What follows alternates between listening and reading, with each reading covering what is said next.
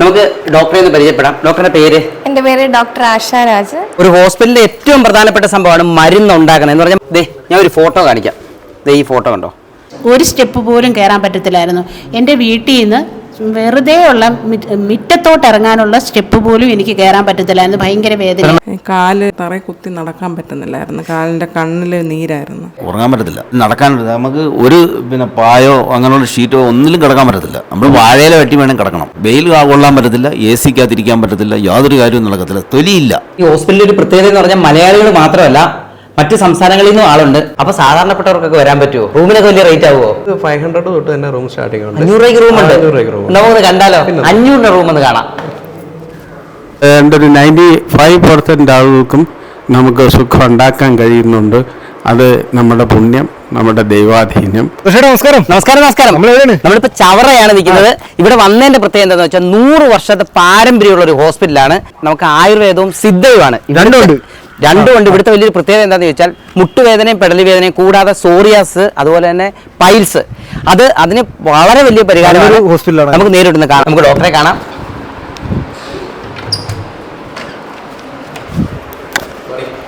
ഡോക്ടറെ നമസ്കാരം. നമസ്കാരം. ഡോക്ടറുടെ പേര്? ഡോക്ടർ കണ്ണൻ. നമ്മുടെ ഹോസ്പിറ്റലിന്റെ പേര്? ആര്യ ആയുർവേദ ഹോസ്പിറ്റൽ. ഓക്കെ. ഇപ്പൊ എല്ലാവർക്കും അറിയാവുന്നതാണ്.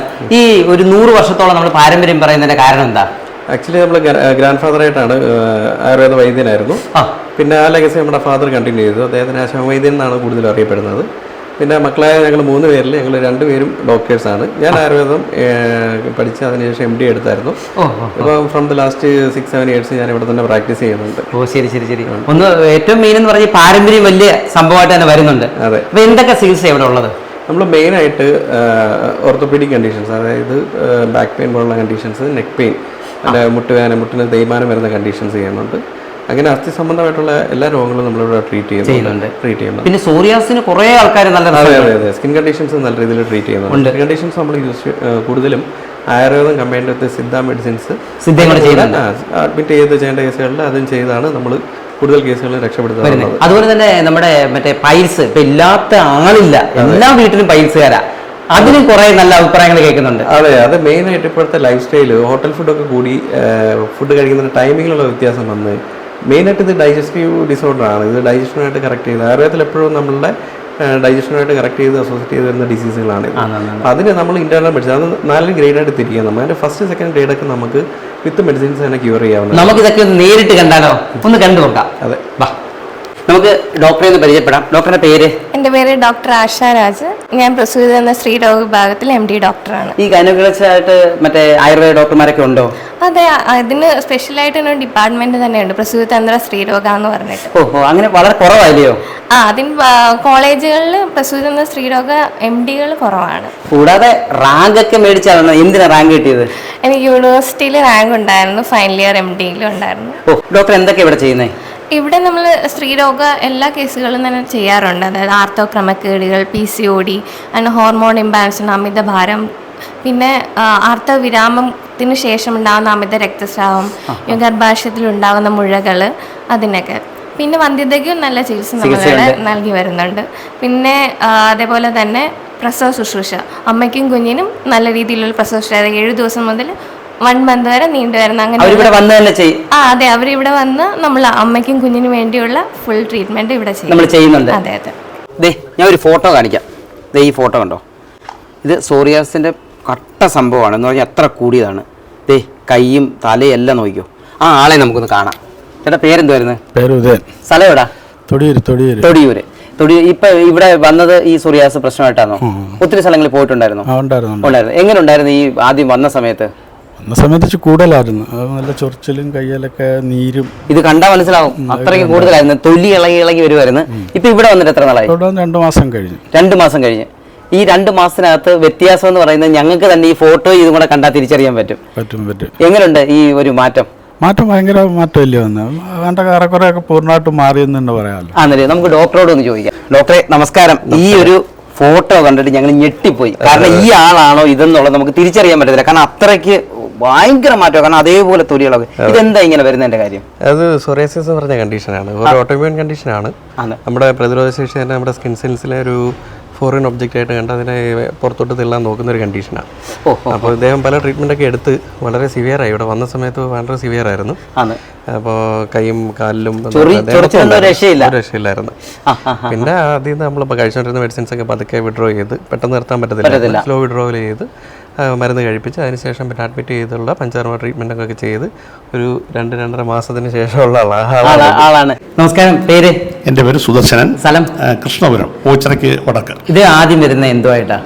അശോകൻ വൈദ്യരും ഈ ആര്യ ഫാർമസിയായിട്ട് എനിക്കൊരു 1.5 പതിറ്റാണ്ടിൻ്റെ ബന്ധമുണ്ട്. ഞാൻ ഇവിടുത്തെ ഗ്രാമപഞ്ചായത്ത് സെക്രട്ടറി ആയിരുന്നു, ഈ ചവറ ഗ്രാമപഞ്ചായത്ത്.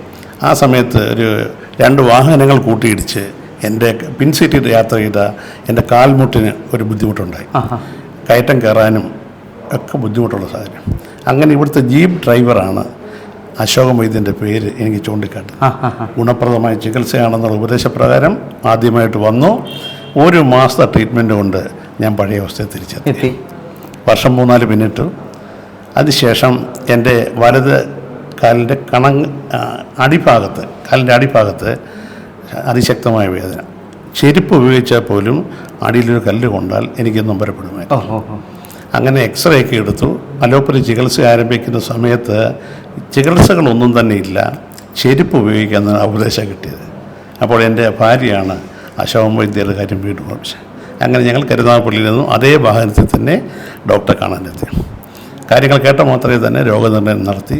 അത് തരുണാസ്ഥിയാണ്. ഇത് ഞാൻ മാറ്റിത്തരാം, പക്ഷെ ഞാൻ പറയുന്ന കൃത്യത പാലിക്കണം. ഞങ്ങൾ സമ്മതിച്ചു. അങ്ങനെ അദ്ദേഹത്തിൻ്റെ 45 ദിവസത്തെ മരുന്നിൻ്റെ ഉപയോഗമാണ് നടത്തി. 45-ന് മിച്ചം വന്ന 54 ദിവസം ഞങ്ങൾ ആ മരുന്ന് കഴിച്ച് ഇന്ന് ഈ 10 വർഷമായിട്ട് 10 വർഷമായി യാതൊരു വിധമായ തരുണാസ്ഥി സംബന്ധിച്ച ഒരു നൊമ്പരവുമില്ല. ഇപ്പം വന്നത് വൈഫിന് മുട്ടിന് വേദനയുണ്ട്. അപ്പം അത് മുട്ടയുടെ തേയ്മാനമാണെന്നാണ് പരിശോധന റിപ്പോർട്ടുകൾ. എങ്ങനെയുണ്ട് ഇദ്ദേഹത്തെ കൊണ്ടുവന്നിട്ട്? നല്ല പുരോഗതിയുണ്ട്. ചേച്ചി, മുട്ടുവേദന ഇപ്പം എങ്ങനെയുണ്ട്? മുട്ടുവേദനയ്ക്ക് നല്ല ആശ്വാസമാണ്. കണ്ണൻ ഡോക്ടർ പറഞ്ഞു തന്ന എക്സർസൈസും എല്ലാം ചെയ്യുന്നുണ്ട്. ആ എക്സർസൈസ് കൊണ്ട് എൻ്റെ മസിലിനെല്ലാം നല്ല ബലമായി. എനിക്കിപ്പോൾ കയറ്റം കയറാം, അങ്ങനത്തെ പ്രശ്നങ്ങളൊന്നുമില്ല. അതിനെ തുടർന്ന് ഇപ്പം ചെറുതായിട്ട് ഉള്ള ഒരു മരുന്നിന് വേണ്ടിയാണ് ഞാനിവിടെ വന്നത്. ഇത്രയും സ്റ്റെപ്പ് കയറിയിട്ടൊന്നും എനിക്ക് യാതൊരു വേദനയില്ല. മറ്റേ ഒരു സ്റ്റെപ്പ് പോലും കയറാൻ പറ്റത്തില്ലായിരുന്നു. എൻ്റെ വീട്ടിൽ നിന്ന് വെറുതെ ഉള്ള മുറ്റത്തോട്ട് ഇറങ്ങാനുള്ള സ്റ്റെപ്പ് പോലും എനിക്ക് കയറാൻ പറ്റത്തില്ലായിരുന്നു. ഭയങ്കര വേദന. ഇപ്പൊ 2ാമത്തെ നിലയിൽ ഞാൻ നടന്നു കയറിയത്. യാതൊരുവിധ വേദനകളും എനിക്കില്ല. ആ എക്സർസൈസും ആ മരുന്നും. ഇപ്പം ഇങ്ങനെ ഡോക്ടറെ ഒന്ന് കാണാനായിട്ട് ആ മരുന്ന് തുടർച്ചയായിട്ടൊന്ന് കഴിക്കുന്നതിന് വേണ്ടി വന്നതാണ്. നമ്മൾ പൈൽസിന്റെ കാര്യം ആദ്യം പറഞ്ഞു. അതിന് സ്പെഷ്യലായിട്ടുള്ള ചികിത്സ എന്ന് പറഞ്ഞാൽ പഴമയുള്ള എല്ലാ രീതിയിലും പുതുമയായിട്ടുള്ള രീതിയിൽ നമുക്ക് നേരിട്ട് കാണാം. എന്തൊക്കെയാണ് ഇവിടെ ഉള്ളത്? അതായത് നമ്മൾ മെയിനായിട്ട് 3 കണ്ടീഷൻസ് ഉണ്ട്. എനോറക്ടൽ പെയിനുമായിട്ടായിരിക്കും പേഷ്യൻസ് നമ്മുടെ അടുത്ത് പ്രസൻറ്റ് വരുന്നത്. പക്ഷേ അത് നമുക്ക് കറക്റ്റായിട്ട് എക്സാമിനേഷൻ ചെയ്ത് നോക്കിക്കഴിഞ്ഞാൽ അത് പൈൽസ് ആണോ, ഫിഷറാണോ, ഫിസ്റ്റിലാണോ എന്നുള്ളത് പ്രധാനമായിട്ടും കണ്ടുപിടിക്കാൻ പറ്റും. ഏത് വന്നാലും നമ്മൾ അത് 3 ടൈപ്പ് ഓഫ് ട്രീറ്റ്മെൻറ്റ് ആയിരിക്കും നമ്മൾ ചെയ്യുന്നത്. പൈൽസിനാണെന്നുണ്ടെങ്കിൽ അല്ലെങ്കിൽ ഹെമറോയിഡ്സ് എന്ന് പറയുന്ന കണ്ടീഷൻ, അത് ചെയ്യാനുള്ള സജ്ജീകരണം ഇവിടെ ഉണ്ട്. അതായത് പൈൽസിനാണെന്നുണ്ടെങ്കിൽ നമ്മളതിന് ഷാർസൂത്ര ഇലിഗേഷൻ എന്ന് പറയും. അതായത് മരുന്ന് വെച്ച ത്രെഡ് വെച്ച് നമ്മൾ ഇലിഗേറ്റ് ചെയ്യുകയാണ് ചെയ്യുന്നത്. അത് നമുക്ക് ചെയ്യാനായിട്ട് ആയുർവേദിക് സർജൻ വരുന്നുണ്ട്. അതിൽ സ്പെഷ്യലൈസ് ചെയ്ത ഡോക്ടറാണ്. അപ്പം പണ്ടൊക്കെ എന്ന് പറയുമ്പം ഈ അഡ്വാൻസ്ഡ് ആയിട്ട് ചെയ്യാനുള്ള സജ്ജീകരണങ്ങൾ കുറവായിരുന്നു. അപ്പം നമ്മൾ എന്താണെന്ന് പറഞ്ഞു കഴിഞ്ഞാൽ ഫുൾ സജ്ജീകരണത്തോടു കൂടി വളരെ സെപ്റ്റിക് ആയ കണ്ടീഷൻസ്, അതായത് പേഷ്യന്റിന് ഇൻഫെക്ഷൻ ഒന്നും വരാത്ത രീതിയിൽ വളരെ വൃത്തിയായിട്ട്. ആയുർവേദം എന്ന് പറയുമ്പോൾ കുറച്ച് പഴമയുള്ള ആൾക്കാർ ഇങ്ങനെ ഓരോന്ന് കെട്ടുക അങ്ങനെയൊക്കെയുള്ള സംഭവമായിരുന്നു. പക്ഷേ ഇപ്പൊ ഏറ്റവും പുതിയ ടെക്നോളജി എന്താണോ അതെല്ലാം ഇവിടെ ഉണ്ട്. എല്ലാ സെറ്റപ്പും ഉണ്ട് ഇവിടെ. അതായത് പേഷ്യന്റിന് യാതൊരു ബുദ്ധിമുട്ട് വരാത്ത രീതിയിൽ, അവർക്ക് പോസ്റ്റ് കോംപ്ലിക്കേഷൻസ് ഒന്നും വരാത്ത രീതിയിൽ പ്രോപ്പറായിട്ട് ട്രീറ്റ്മെൻറ്റ് ചെയ്യാന്നുള്ളതാണ് ഉദ്ദേശം. അതിനുവേണ്ടി നമ്മൾ സജ്ജീകരിച്ചിരിക്കുന്ന മൈനറോട്ടിയാണ് മെഷീൻസ്, നമ്മുടെ എക്യുപ്മെൻറ്റ്സ് എല്ലാം നമ്മൾ അത് ഓട്ടോക്ലേവ് ഒക്കെ ചെയ്ത് സ്റ്റെറൈലായിട്ടുള്ള സാധനങ്ങളാണ് ഉപയോഗിക്കുന്നത്. ഡോക്ടർ, ഇവിടെ വന്ന് കണ്ടു കഴിഞ്ഞാൽ 1 സെറ്റപ്പാണ്. കാരണം എല്ലാം ക്ലീൻ ആണ്, ഫുൾ അടിപൊളിയാണ്. അപ്പൊ സാധാരണപ്പെട്ടവർക്കൊക്കെ വരാൻ പറ്റുമോ? റൂമിനൊക്കെ വലിയ റേറ്റ് ആവുമോ? അത് ആക്ച്വലി നമ്മൾ ഓൾമോസ്റ്റ് 50 years ആയി ഞങ്ങളിവിടെ IP ഉൾപ്പെടെയുള്ള ട്രീറ്റ്മെന്റ്. 50 വർഷത്തിൽ കൂടുതലായി. ഞാൻ പറയില്ലേ, ഇത് 3rd ജനറേഷൻ ആണ് ഞങ്ങളുടേത്.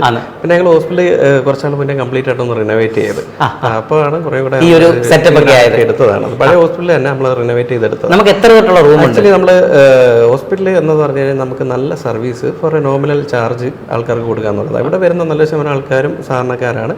അതേപോലെ തന്നെ ഹൈ പ്രൊഫൈൽ ആയിട്ടുള്ള ആൾക്കാരും വരാറുണ്ട്. അതുകൊണ്ട് തന്നെ നമുക്ക് വൈഡ് റേഞ്ച് ഓഫ് റൂംസ് ഉണ്ട് ഇവിടെ. നമുക്ക് 500 തൊട്ട് തന്നെ റൂം സ്റ്റാർട്ടിംഗ് ഉണ്ട്. 500 രൂപയ്ക്ക് റൂം ഉണ്ട്. 500 രൂപയ്ക്ക് റൂം നമുക്ക് കണ്ടാലോ? 500 റൂം ഒന്ന് കാണാം. ഇതാണ് നമ്മളുടെ 500-ന്റെ റൂം. ദേ ഇത് കണ്ടോ, ബാത്റൂം ഉണ്ട്, അതുപോലെ ബെഡ് ഉണ്ട്, എല്ലാ സെറ്റപ്പും ഉണ്ട്. 500 രൂപ തൊട്ട് തുടങ്ങും. അങ്ങനെ മേപ്പോട്ട് ഉള്ള റൂമുകളുണ്ട്. ഈ ഹോസ്പിറ്റലിൽ ഒരു പ്രത്യേകത എന്ന് പറഞ്ഞാൽ മലയാളികൾ മാത്രമല്ല, മറ്റ് സംസ്ഥാനങ്ങളിൽ നിന്നും ആളുണ്ട്. ഡോക്ടറെ, ഈ ഇതുവരെ എവിടെയുള്ളതാ? ബാംഗ്ലൂരിൽ നിന്ന് എത്തിയതാണ്. ബാംഗ്ലൂരാ? മകളുടെ ട്രീറ്റ്മെന്റിന് വേണ്ടിയിട്ടാണ് എത്തിയത്. 8 വയസ്സുള്ള മകളുടെ. 8 വയസ്സുള്ള മകളുടെ ട്രീറ്റ്മെന്റിന് വേണ്ടി എത്തിയതാ. ഇവിടെ വന്നിട്ട് ഇപ്പൊ എത്ര ദിവസമായി? ഇപ്പൊ ഇന്ന് 6 ദിവസം ആകും. എങ്ങനെയുണ്ട് വന്നിട്ട് കഴിഞ്ഞൊക്കെ? അത് ചോദിക്കാം. Ma'am, can you share the Yeah. I am from Bangalore. So I have my 8-year-old kid with hypothyroidism. So we heard that going with Ayurveda instead of the actual allopathic is actually the holistic way. And we are happy with the stay here and the treatment. We hope the best we'll get here. Yeah, we are good here. ചെറിയ കുഞ്ഞായോണ്ടാണ് കാണിക്കാത്തത്. അപ്പൊ ശരിക്കും എല്ലാ സംസ്ഥാനങ്ങളിലും ഇങ്ങനെ എത്താറുണ്ട്. അതെ, വരാറുണ്ട്. അതുപോലെ ഇന്ന് നമുക്ക് ഡിസ്ചാർജ് ആവുന്ന ഒരു പേഷ്യൻ്റ് ഉണ്ട്. ഉണ്ട്. പുള്ളി കായംകുളത്ത് അപ്പുറത്തെ സ്ഥലത്ത് നിന്ന് വന്നേക്കുന്നത്. പുള്ളിയുടെ ഒരു എക്സ്പീരിയൻസ് ആയിരിക്കും. പുള്ളി ലോ ബാക്ക് പെയിനും ടെന്നീസ് എൽബോ ഒക്കെ ആയിട്ടാണ് വന്നത്. ബുദ്ധിമുട്ടായിരുന്നു. നമുക്കൊന്ന് കാണാം. നമസ്കാരം. ആ മൈക്കിഞ്ഞെടുക്കാം. പേര്?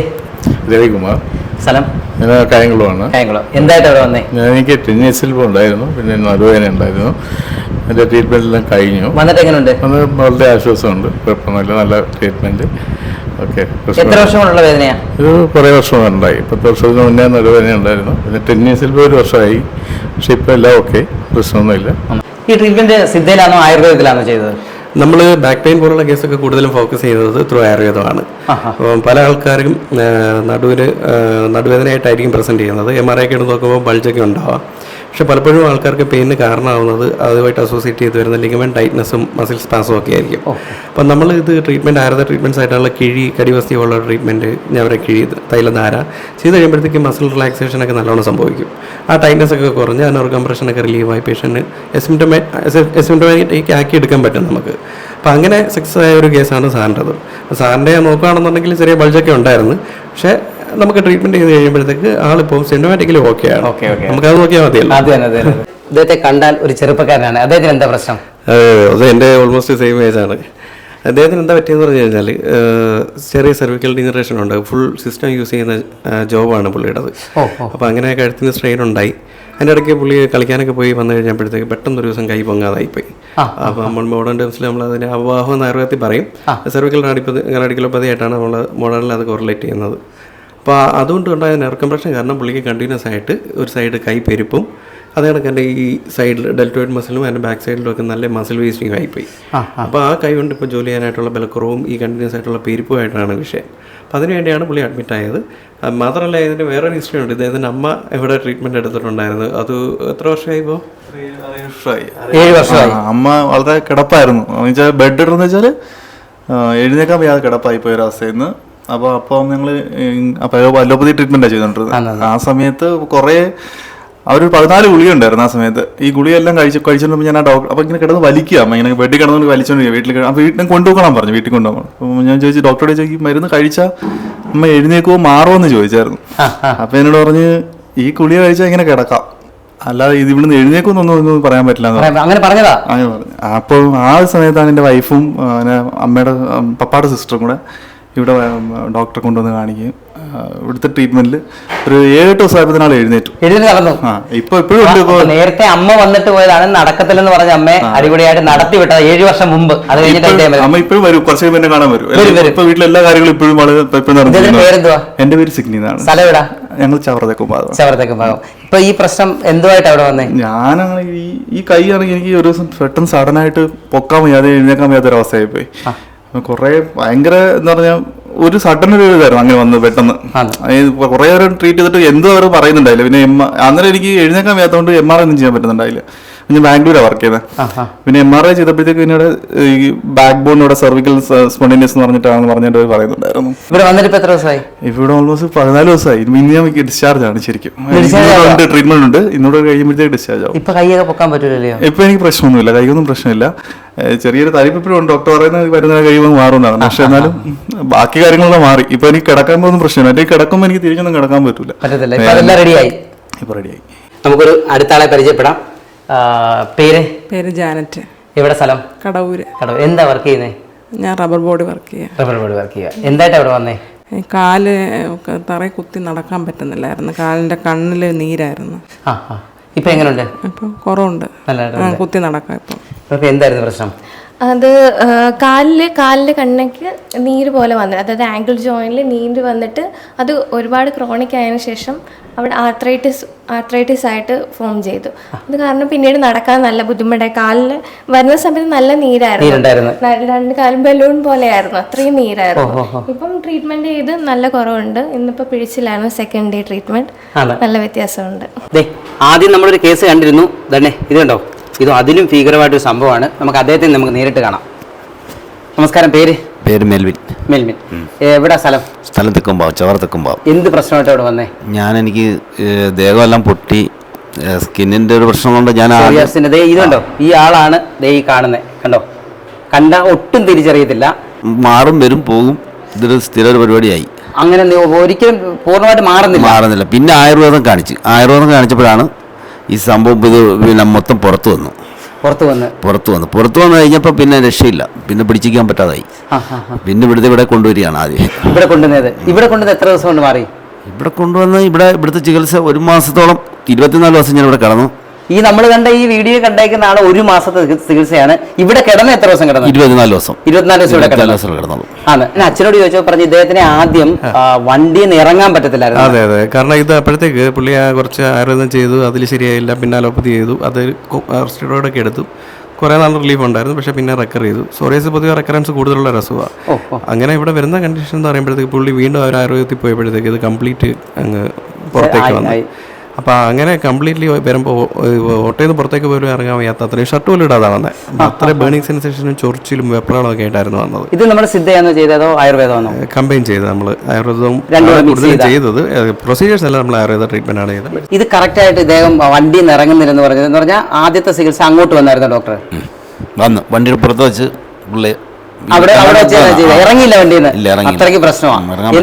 എന്തൊക്കെയാ നമുക്ക് പ്രശ്നം ഉണ്ടായത്? ചൊറിച്ചിൽ മാത്രമല്ല, പിന്നെ 1 മാസത്തോളം ഞാൻ ഉറങ്ങിയിട്ടില്ല. ഉറങ്ങാൻ പറ്റത്തില്ല.